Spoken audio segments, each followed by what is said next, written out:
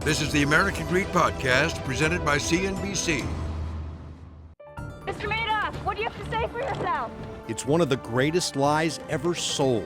For the past decade, Bernie Madoff has been the personification of greed, locked away from the world as he serves a 150-year prison sentence. But that's not the end of the story. I'm CNBC special correspondent Scott Cohn. And I'm Chuck Schaeffer, executive producer of the CNBC original series, American Greed. For 10 years, we've been investigating the Madoff scandal, piecing together the puzzle, speaking with the key players, including Madoff himself. In this special podcast series, we're going behind bars to uncover Madoff today. From the lawyers, he realized it was all over, to the investigators, He's a pathological liar. to the victims, What he did is despicable. There's no other word for it. the financial ripple effect of his con. In this episode, Life in a Cell. Who is Madoff today? Inside the mind of the world's most notorious con man. This is American Greed, Madoff, 10 years later. Hello, everybody, and welcome to our American Greed podcast special series, Madoff 10 Years Later.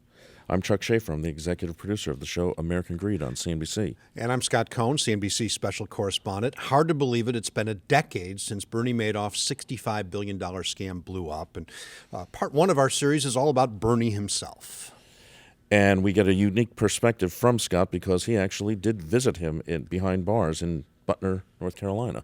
Yeah, this was in 2013, and it was the culmination of about 3 years of writing letters to him and a little bit of correspondence back and forth with the idea of ultimately trying to get into prison and interview him. And we went through this very long process of setting it up, first getting his consent to do it, and then the Bureau of Prisons, the warden at Butner, had to approve it.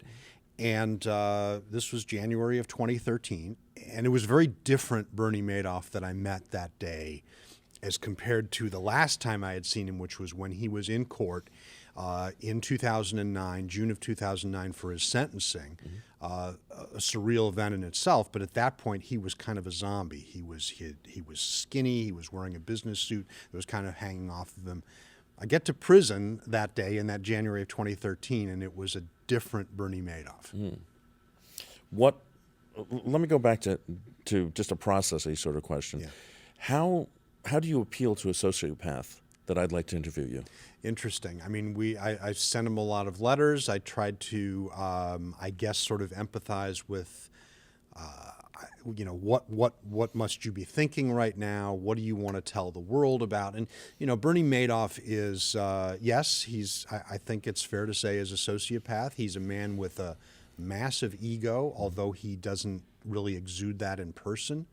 But he is to this day, I think, very proud of what he did in the financial markets, which is very legitimate. I mean, a lot of the markets that we know today were shaped in large part by Bernie Madoff. And I think he wanted to be remembered not just for his massive Ponzi scheme, obviously. He wanted to be remembered for the influence that he had on the markets. So, we talked a lot about that. What do you want to say? And so there were emails back and forth in the prison email system about what he was thinking about the way that the case was playing out, what his role was.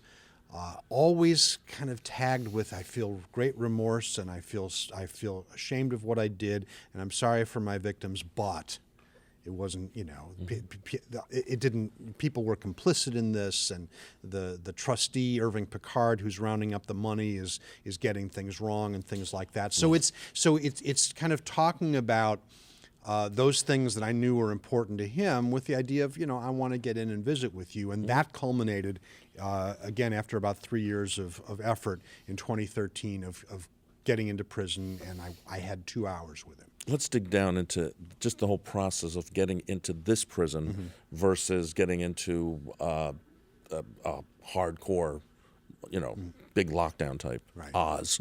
Yeah. So first thing they did, what was it, like at the club? They gave you a hand stamp? Yeah, I mean, I've been to this level of federal prison. This is a medium security prison. It's not a bad as prisons go, not bad, clean and all that. But yeah, you go through security. They stamp your hands so that they know who's going in and coming out. since this was a set visit as opposed to just a regular visitor coming in for visiting hours, I was able to bring in a notebook, but nothing else, a notebook and a pen. No recording devices. We obviously wanted to have him on camera, but that's next to impossible in the federal prison system. They always say it's about security, but I think they were also very sensitive to this high-profile inmate, Bernie Madoff, and not making him so much getting of a showcase. platform. Exactly.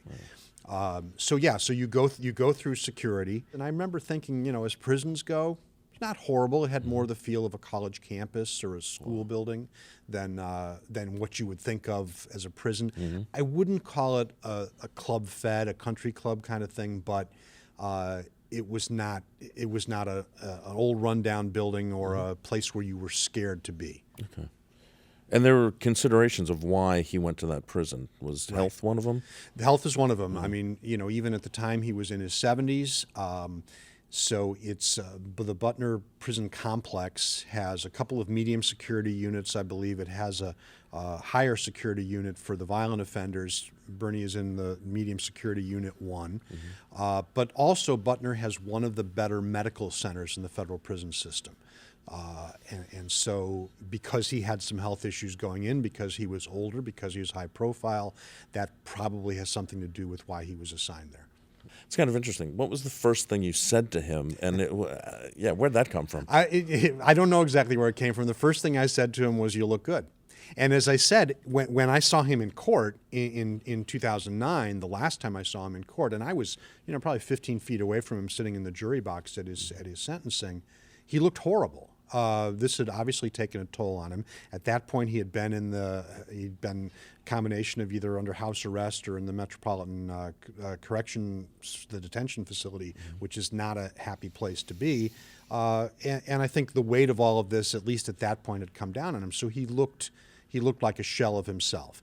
When I saw him in prison, he looked more like the Bernie Madoff of old. There's a famous video of him, 2007, doing a seminar on regulation, a round table.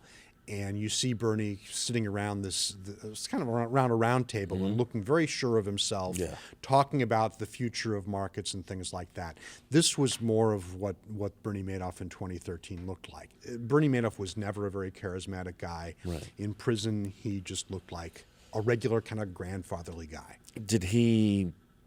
So he didn't come across with any special aura. He didn't light up a room. He didn't. Is that fair to say? Not in the least bit. And I from people who met him in years past when he was running his Ponzi scheme, and when he was a Wall Street luminary, he wasn't a larger than life personality. He did not have any sort of aura. Certainly not when I saw him in court, and certainly not when I saw him in person. So the first thing I said to him, you look good. And I'm like, well, that's kind of a weird thing to say. I just blurted it out, but we just sort of went with it. And you do really feel like you're just talking to a regular guy. So the allure was the money. The allure was the money, absolutely. The allure was, I got a guy. I've got this guy on Wall Street who beats the market all the time, and and not everyone can get in with him. And it's his performance. It's as we've heard when we talk to victims then and now, they all talk about he was the head of the NASDAQ. He was the non-executive chairman of the NASDAQ. He was somebody who was a name on Wall Street. Wasn't a household name even at CNBC. He wasn't somebody that we covered all the time. And there was one interview from 1999, and you look back on that, and this was a guy who was really on the cutting edge of markets in 1999, talking about how we're all going to be able to trade online someday. People have been curious about, they've said we've been quiet. Madoff has been very quiet, recently. And people, since we have always been in the forefront of a lot of these technological changes, people were sort of wondering what we were doing. But his allure was, you knew he had some stature, you knew he was in the business, and he can make you a little extra money even when the market's down. And he wore his tailored suits from London. Right. Yeah. I mean, he was put together when he was, his watches, his suits, his office was, he insisted on a certain kind of aura around of the office. So he certainly had that sort of sense of style. But he wasn't. I would say he never was exactly somebody with an aura, with a mystique beyond I can make you some money. And that was the impression that I got when I finally met him in person and spent that time with him, was that this guy is not polished. He's not, he's just a guy. Were you looking for wisdom, or were you looking for follow the money? Where are we? What were you looking for when you met him? Yeah. It was just, who is this guy? What does he want to say? What is his take on all of this? Because at this point, we had talked on the phone a couple of times. We had these emails back and forth, and he had a set sort of narrative that he wanted to get out there, which was at odds with everything that the prosecutors, the trustee Irving Picard, everything that independent fact checkers and investigators found. Bernie had a different take on things, and he wanted to project himself as somebody who felt bad about what he did, felt bad for the victims, but look, I'm getting them their money back. They wouldn't be able to find all this money without me, which is not true. By all accounts, this wasn't Bernie Madoff telling you where the bodies were buried. He didn't do that. But he wanted to talk about that. He wanted to talk about how the system worked and how the system failed. And the system did fail. Oh, yeah. There's no question about that the system failed. But he wanted to still put his kind of spin on things, put himself in the best possible light, while always trying to put out there whenever he could, I feel bad. I feel horrible for the victims. I'm ashamed of what I did. And that type of thing, but then still sort of nudge things in his way. We sat down with Mark Litt, who was the prosecuting attorney, and you talked to him about his cooperation. Yeah, I talked to him about, and Mark Litt, who's never talked about this case publicly until this 10-year anniversary. He was the lead prosecutor, and Litt talked about meeting Madoff at the time, after he had confessed, and asking him questions. And he said that, fairly quickly it became clear that he wasn't telling the truth. He didn't make anybody any money. He never invested $1 in this business. I believe that he's a pathological liar. The same story came from Irving Picard, the trustee who's been rounding up all this money. So they met with Madoff, I think more than once, and determined that there wasn't any use in it because he wasn't giving them that much information. What Madoff wanted to say when he talked to us, and this sort of running theme, was that there were others that were complicit. And Madoff's attorney, Ira Lee Sorkin, who's still in touch with him, tells a similar story, that there were clients that it wasn't just about Bernie Madoff making me a little bit of extra money. It was about, hey, Bernie, I need to show a loss on my taxes. Can you reconstruct these trades for me, or help me create a tax loss to offset some income? He created fictitious documents, and the customer, investor knew about it. And the government never pursued that. Why? I don't know. But there were investors who did profit through that type of trade. Which is illegal. Which is illegal. But these clients these supposed victims were complicit in that way. His main bank was J.P. Morgan Chase. J.P. Morgan Chase ultimately entered into a deferred prosecution agreement with the U.S. Attorney's Office in New York. They were charged with 2 felony counts of not maintaining adequate money laundering controls and things like that, not knowing their customer, which you're required to do. It was a deferred prosecution, so they had 2 years to show that they had cleaned up their act, they'd implemented these controls, and they paid $2.6 billion in fines. So it was a significant amount of money for you and me. It was a significant amount of money for you and me. For J.P. Morgan Chase, it's about 10 days worth of revenue. Nonetheless, $2.6 billion was money that went toward victims, and so there is certainly some value in that. We don't know what the bank did to clean up its act. we don't know because that was never disclosed. The charges were dropped after 2 years after the government said, yes, they've implemented these controls, they've paid their money, we're dropping the case.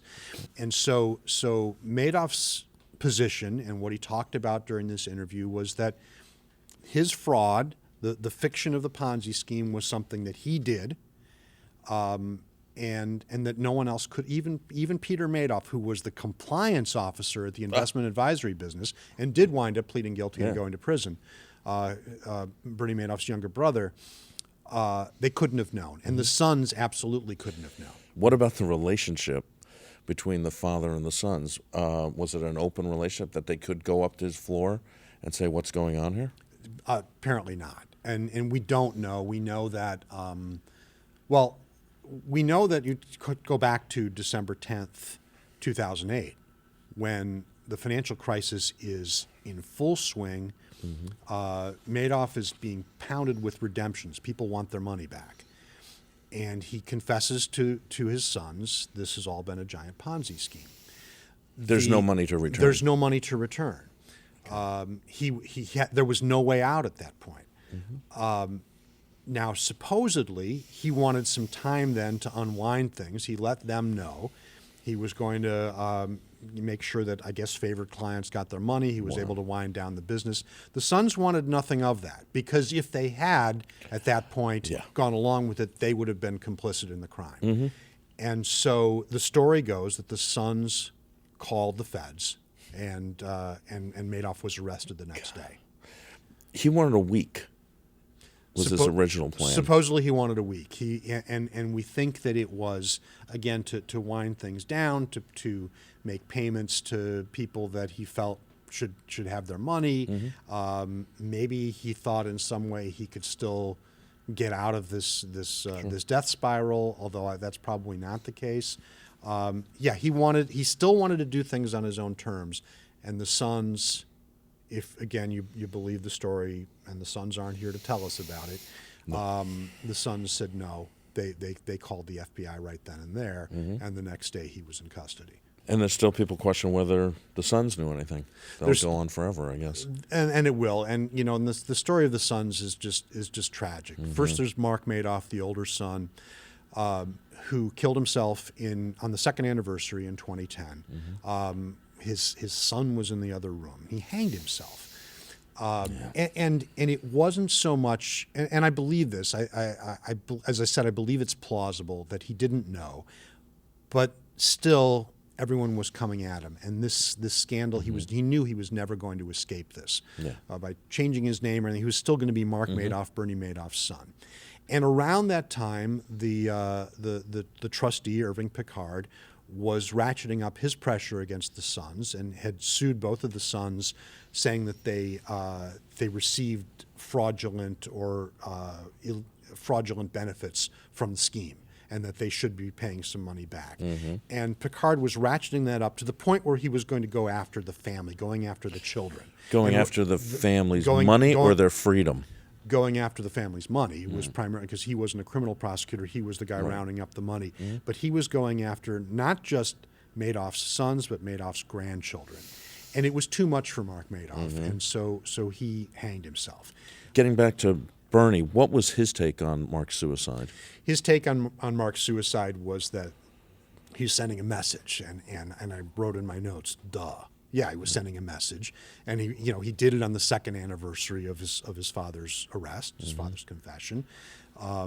He was sending a message. We don't know exactly what that message was. I think it's just, that's just a horribly tragic story of these sons. By all accounts, they revered their father. This was the patriarch of the family. They took after him in the family business, and now here they find out Dad's whole thing was a lie.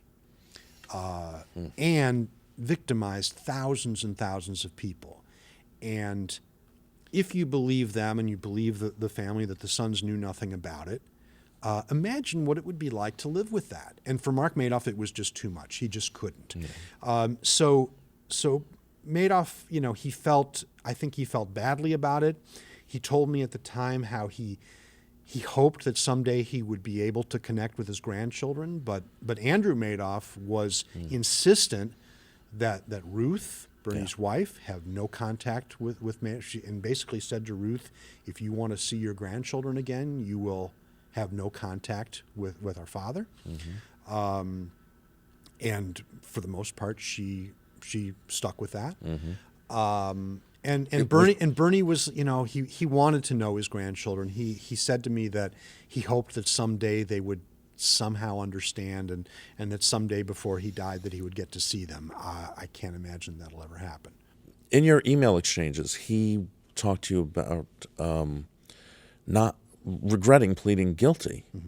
Where did that come from? Yeah, he said at one point, I wish I hadn't pled guilty. And this came from Bernie Madoff always wanting to try and control the narrative. And at that point, the narrative was being controlled largely by Irving Picard, the trustee, the SIPC trustee, who Securities Investor Protection Corporation, who's rounding up assets for the victims, and was telling a story of Bernie Madoff's fraud, the fictitious trades, all the things that he did. Was also told by people like Harry Markopolos, who was a fraud investigator based in Boston, who claimed to have alerted the SEC years before. These were the people who were telling the story of Bernie Madoff. And by pleading guilty, he kind of forfeited the ability to help shape that. And now this was a way for him to do that. And so at one point he said to me, I wish I hadn't pled guilty. Not that he didn't admit that he did his crime, but I think it came from the fact that he wanted to have a voice in this. He wanted to have a say in this. Of course, you and I and the prosecutors and the victims figure, well, he kind of forfeited that. He should just go away. Mark Litt talks about that, the prosecutor, how he says he's a pathological liar. Why does anybody want to hear from him? I don't believe people who are pathological liars should be given a soapbox. And I don't think people should be interested in what they have to say. And I don't think people should report what they have to say. Why do reporters like me want to go to prison and give this guy a soapbox? And we would hear that every time that I would get an email, and we reported on CNBC. And when we did this, victims are victimized again. Victims are victimized again. Why are you giving this guy a platform? And it's a fair question. Sure. I do think that it's valuable to get into his head, to know how to protect yourself, to know what makes somebody like this tick that would steal all this money and ruin so many lives, really in service of his own ego. But it is a fair point and something that we always thought about and tried to be careful with, to not just give him a soapbox. But I think that, getting back to your question, when he said, I sometimes regret pleading guilty, it was frustration with the fact that he had lost control of the narrative. He had lost control. One thing we know about Bernie Madoff from the way that he wanted his office laid out, the way that he, everything down to the interior decoration of his office, he was somebody who wanted control. And in this instance, he had no control anymore. Other people were telling his story. And I think that's why he wanted to talk.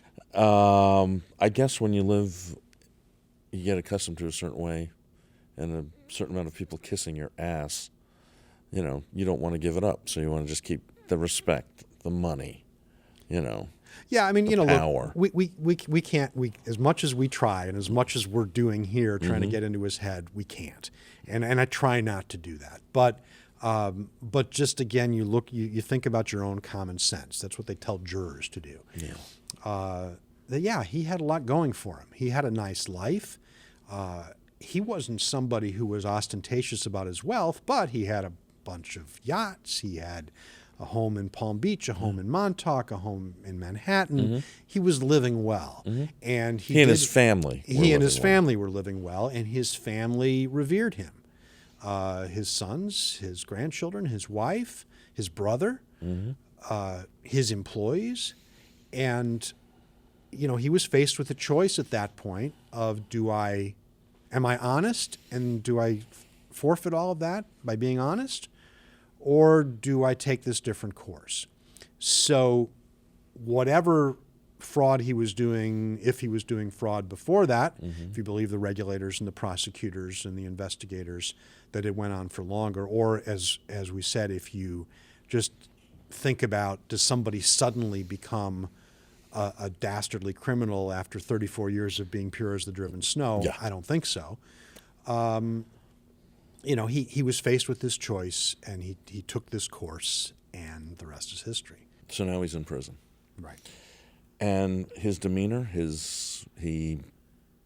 said he looked like, did he look like the weight of the world was off him? Yes, and he told me that, he said, once you get past the fact that I'm going to die in here, and once I get past the fact that I'm cut off from my family and that my son Mark had taken his own life. At that point, Andrew was still alive, but suffering from cancer, and he would die about a year after that, at just 48 years old. He said, once you get past that, it's a lot less stress. He said, he used to be always paying attention to the news and the ticker and all of that back when he was on Wall Street. Now he can read. So he had just finished a biography of Winston Churchill. And he said to me, this is kind of like being in the Army, except you're not afraid of getting killed. Yeah. As far as day-to-day, there were talks that he'd gotten into fights and things of that nature. What was your findings on that? He said that wasn't the case. There was a talk about at some point fairly early on that he had been in a fight with an inmate or had been beaten up, and I think he spent some time in that medical center that we talked about. That wasn't, as far as I could tell, that wasn't the case. He may have fallen or something like that, but it wasn't so much an altercation. He basically felt as though, as life goes, if he was going to wind up in prison, this isn't so bad. This is a lot less stressful. He had friends. He claimed that he was friends with Jonathan Pollard, the Israeli spy. There have been other conflicting reports about that maybe they weren't on good terms, but he said that they were friends. And we're told today by Ike Sorkin, his attorney, that he commands a certain respect in prison. I'm told that the prison system, the inmates respect age and intelligence. There's a respect from the prison population. And I think he's got that. He's an older inmate. Clearly, he's a high-profile inmate. Clearly, he carried out the scam of the century. And so he has a certain stature there. People have financial questions. They might as well ask Bernie Madoff. He knows about the stock market. He knows about finance. So as life goes, for somebody who pulled off what he did, the massive Ponzi scheme and the lives that he ruined, yes, he'll never be a free man again. Yes, he'll die in prison, but there are worse places for him to be. True. In the homes of his victims. Yeah. Yes, you've interviewed a whole heck of a lot of white-collar criminals in your career. Is there anything that strikes out? Are there any redeeming qualities that you found in those prisoners, and where are you with Bernie in that respect? Yeah, I mean, look, I've met, dealt with, interacted with most white-collar criminals, not to totally toot my own horn here, but you cover this beat for a while, and you get to know these people, and you do get to see why they got to where they were, whether it's a CEO or a CFO or somebody like that. And a lot of they're all smart. Madoff is different. Madoff is he certainly, as I said, came off like kind of a regular guy. Old man from Queens, told interesting stories, and he has had some pretty fundamental, important impacts on the markets as we know them today. But it's hard to find a lot of redeeming qualities in him in terms of what he did, how he rationalizes it, and he will tell you as long as the day is that he's not rationalizing it, he takes responsibility, but I never really felt like he took it to heart. Certainly not when I met him in prison, when I corresponded with him afterwards.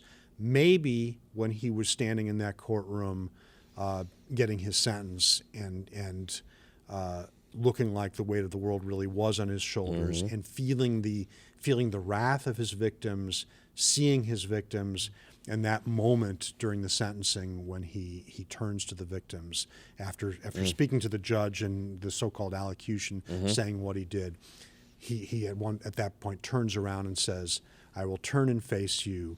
I'm sorry, and I know that doesn't help you." And I think that was a moment of honesty, and that was Bernie really facing up to what happened. But in my one-on-one with him since, whether it's by email, by phone, or in person, I didn't feel that. So how did you leave it with him on your visit there?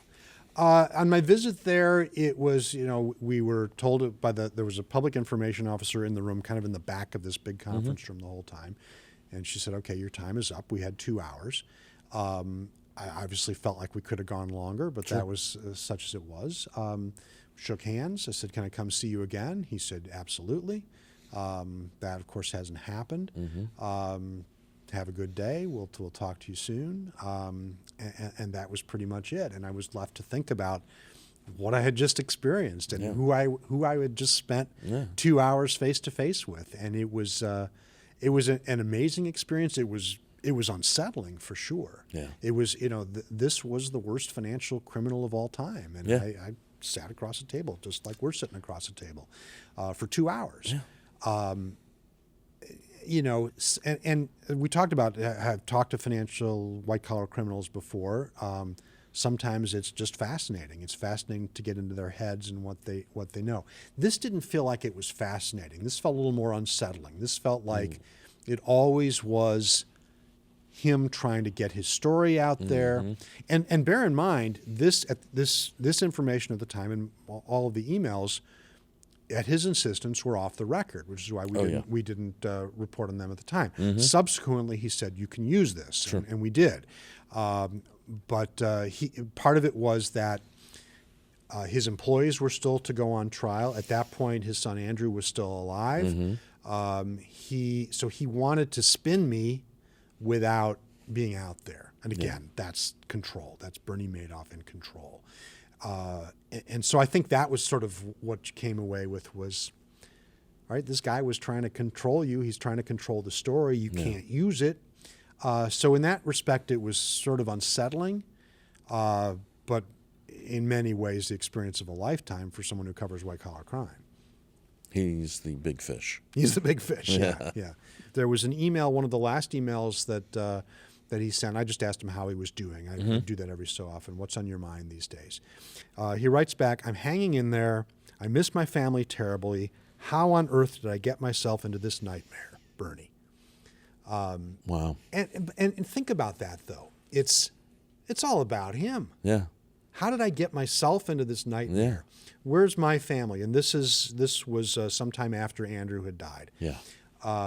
His younger son died tragically of cancer.